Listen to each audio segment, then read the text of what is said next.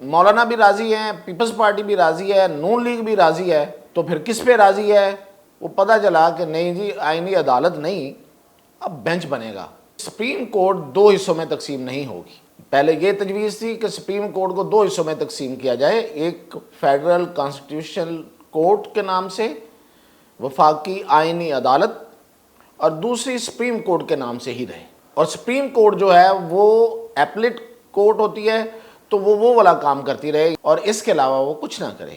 اور federal constitution court جو ہے وہ ان مسائل کو سنے جو کانسٹیٹیوشن سے متعلق ہے۔ مولانا اس پہ ایک پوزیشن لے کے بیٹھ گئے کہ دیکھیں اس عدالت کو تقسیم نہیں کرنا، آپ اس میں ایک کانسٹیٹیوشن بینچ بنا لیں، اور وہ جو بینچ ہے اس کی تشکیل اسی طرح سے ہو جس طرح سے باقی چیف جسٹس کی ہوگی یا باقی ججز کی ہوگی، اور اس کا طریقہ کار جو ہے وہ بھی نئے سرے سے وضع ہو۔ اب اگر اس پہ اتفاق ہو گیا تو پہلی بات تو یہ ہے کہ اس پہ پی ٹی آئی والوں نے کلیم کیا ہے کہ یہ تو تجویز ہم نے دی تھی مولانا کو۔ اگر یہ ایسے ہی ہے تو پھر اب مولانا کو چاہیے کہ وہ پی ٹی آئی کا ووٹ لے کے دے۔ اگر ان کی تجویز ہی منظور ہونے جا رہی ہے تو پھر پی ٹی آئی ووٹ دے گی، تو دینا چاہیے۔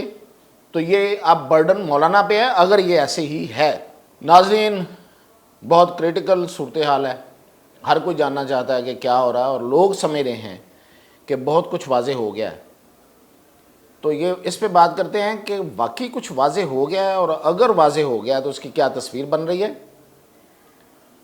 اور کس نے کس کو نشانہ بنایا، فرینڈلی فائر کس نے کیا، اور دوسرا کہ اگر نہیں ہو رہا واضح تو اس کی وجہ کیا ہے، اور پھر یہ کہ میاں نواز شریف جو ہیں وہ کیوں اہمیت اختیار کیے ہوئے ہیں ایک بار پھر انڈو پاک سنیریو میں۔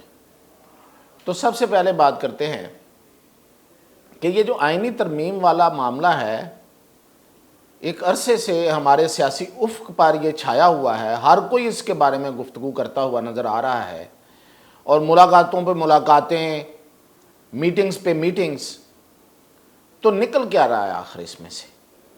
اب یہ خبر آئی ہے کہ جی مولانا بھی راضی ہیں، پیپلز پارٹی بھی راضی ہے، نون لیگ بھی راضی ہے، تو پھر کس پہ راضی ہے؟ وہ پتہ چلا کہ نہیں جی آئینی عدالت نہیں، اب بینچ بنے گا۔ اور بینچ کا مطلب میں آپ کو بتا دیتا ہوں، وہ یہ کہنا چاہتے ہیں کہ سپریم کورٹ دو حصوں میں تقسیم نہیں ہوگی۔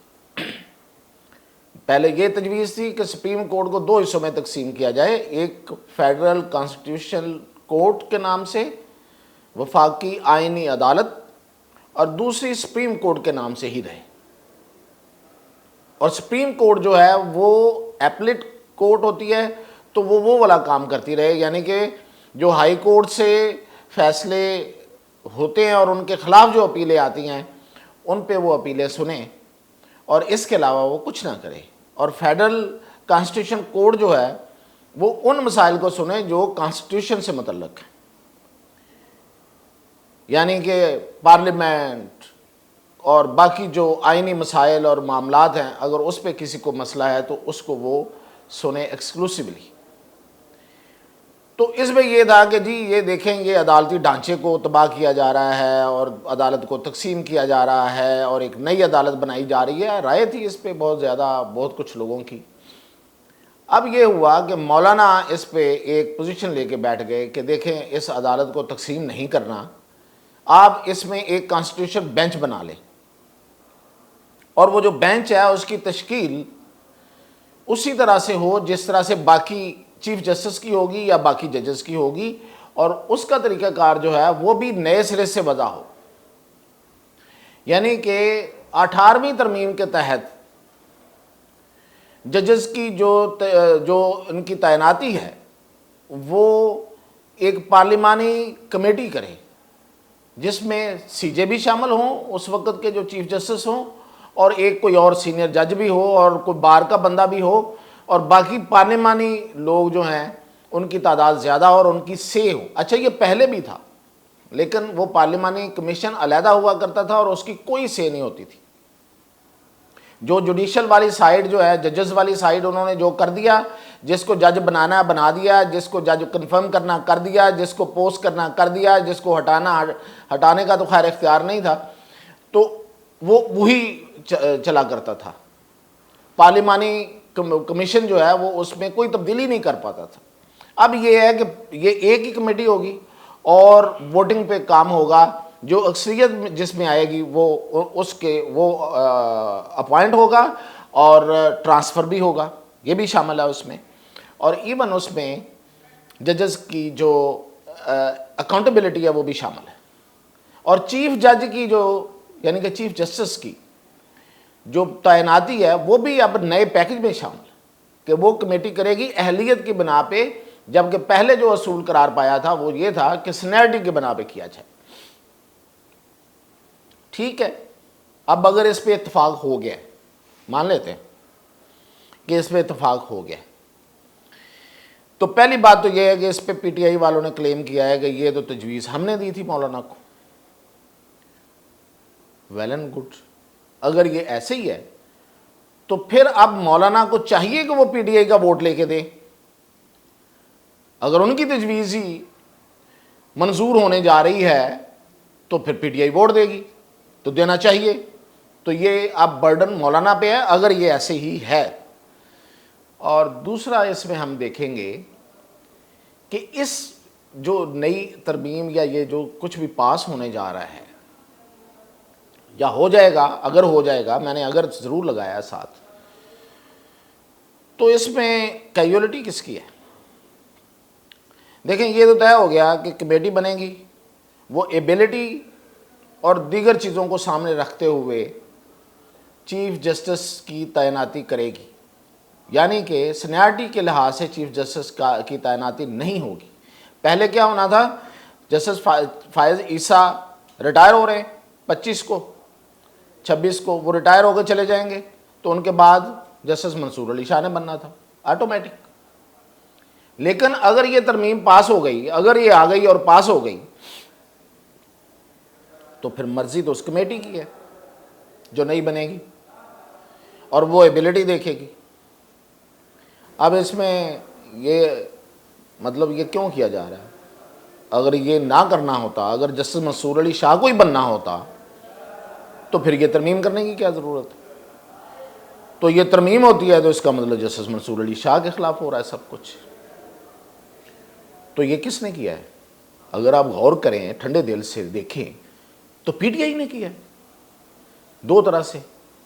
نمبر 1, اگر یہ تجویز ہے تو ان کے کھاتے میں چلی گئی اگر وہی منظور ہو جاتی ہے. اگر وہ نہیں بھی ہے تو چیف جسٹس منصور علی شاہ کو متنازع کس نے بنایا؟ عمران خان نے وہاں سے نام لے کے, پی ٹی آئی نے نام لے کے, اور خود منصور علی شاہ نے, جو انہوں نے پری ایمپٹیو سٹرائک کی, یعنی کہ پشاور ہائی کورٹ کے فیصلے کے مطابق جو سیٹیں تقسیم ہوئی تھیں اس کے مطابق وہ 2/3 میجورٹی ان کی موجود تھی. جسٹس منصور علی شاہ نے کیس لیا اور اس کو سٹے کر دیا. سٹے نہ کرتے نا, لوگ کہتے ہیں کہ جی 8 ججز کا فیصلہ آ گیا ہے تو اس میں منصور علی شاہ پہ کیوں ڈال رہے ہیں؟ تو بھئی 8 ججز کا فیصلہ آنے دیتے. کانسٹیٹیوشنل میٹرز میں یہ ہمیشہ سے مطالبہ رہا ہے, جو بڑے کانسٹیٹیوشن کے ماہر لوگ ہیں, کہ بھئی ان معاملات پہ سٹے نہیں ہونا چاہیے. 1 2 3 4 ججز کا فیصلہ جو ہے وہ کافی نہیں ہونا چاہیے. اس میں اگر فل کورٹ بنتا ہے تو پھر اس کو اپنا مائنڈ دینے دیں. تو اگر فل کورٹ کے لیے آپ نے ساتھ ہی فل کورٹ کو بھیج دیا کہ فل کورٹ بنائیں اس پہ, اور فل کورٹ پھر بن گیا اور اس کا فیصلہ آ گیا, تو اس کو کرنے دیتے نا. آپ نے کیوں سٹے کیا تھا؟ اس کا مطلب ایک ہی ہے, سب کو پتا ہے, بلاول بھی بتا چکے ہیں کہ یہ جو 2/3 اکثریت ہے یہ ختم کرنے کے لیے یہ سب کچھ کیا گیا تھا. اس لیے کہ یہ جو اعظم نذیر تارڑ ہیں وہ کسی اجلاس میں بتا گئے ان کو, ججز کو, کہ ہم یہ کرنے جا رہے ہیں. تو انہوں نے کہا اوہو یہ کرنے جا رہے ہیں تو اس کا مطلب پھر میرا نمبر ڈیلے ہو جائے گا یا میں نہیں بنوں گا. تو انہوں نے کہا چلو جی ان کی, اب جو بلاول کہہ رہے ہیں وہ تو یہی کہہ رہے ہیں, میں کوئی گستاخی یا کوئی توہین عدالت نہیں کر رہا, کہ چلیں اب ان کی 2/3 ہی اڑائیں نا, پھر دیکھتے ہیں کون آئینی ترمیم پاس کرواتا ہے. تو یہ خود انہوں نے اپنے آپ کو اس میں پیش کیا, اور اس کے بعد پھر پی ٹی آئی نے ان کو متنازع کیا. اب اگر جسٹس منصور علی شاہ چیف جسٹس نہیں بنتے تو برڈن کس پہ جا رہا ہے میں نے آپ کو واضح کر دیا۔ اب دوسری اطلاع یہ ہے کہ بھئی وہ جو فوج والے معاملات ہیں، جو فوجی عدالتیں اور اس میں جو آرٹیکل 188 اور آرٹیکل 8 میں جو ترامیم ہے، اس سے تو کچھ پیچھے کوئی پارٹیاں کچھ اسٹیک ہولڈرز پیچھے ہٹنے کو تیار ہی نہیں ہیں۔ تو پھر اگر تیار نہیں ہیں تو پھر کیا کنسنسس اور کیا اتفاق رائے؟ چلیں دیکھ لیتے ہیں، ہو سکتا ہے یہ طے ہوا ہو کہ یہ پہلے کروا لیں، وہ اس پہ بعد میں بات کریں گے۔ تو یہ ہے فی الحال آج کی صورتحال، اور اس کا جو تجزیہ ہے وہ تو یہی کہتا ہے کہ اگر یہ سب کچھ ہونے جا رہا ہے تو اس میں کیجولیٹی جو ہونے جا رہی ہے بڑی، وہ اس کی جو ذمہ داری ہے وہ کس پہ جا رہی ہے۔ اور دوسرا، بھارت سے آئے ہوئے صحافیوں کو خصوصی طور پہ رعایت دی گئی اور ان کو میاں نواز شریف سے ملنے کی، کیونکہ ان کا بیسیکلی تو ویزا اسلام آباد کا تھا، پھر ان کو لاہور کا ویزا بھی دیا گیا، اور ان کی خواہش تھی کہ وہ میاں نواز شریف سے ملیں۔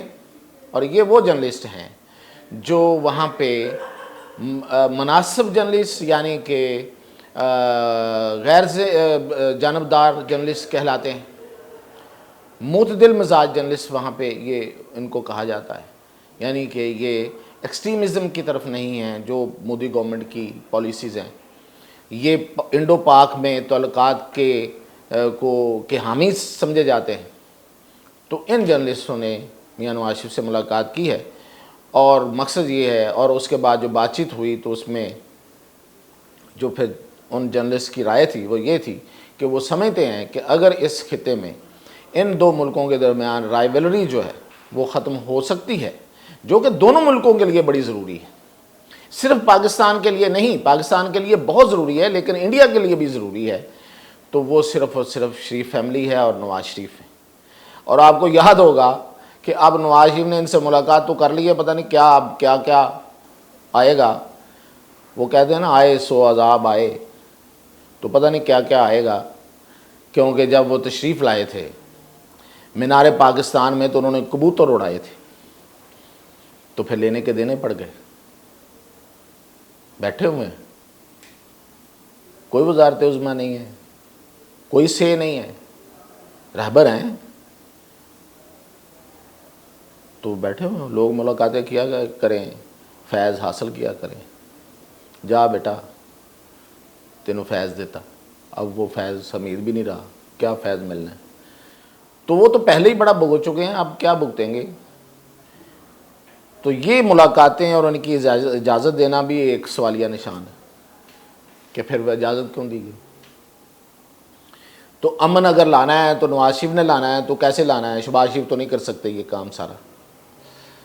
تو یہ میں نے کہا کہ آپ کو یہ ساری چیزیں کچھ کھول کے بتا دیتے ہیں، ہر روز خبریں کیا دینی ہوتی ہیں، کچھ چیزوں کو سمجھ بھی لینا چاہیے۔ تو یہ میں نے کہا کہ آپ سے ڈسکس کرتے ہیں، تو باقی اپڈیٹ انشاءاللہ کل۔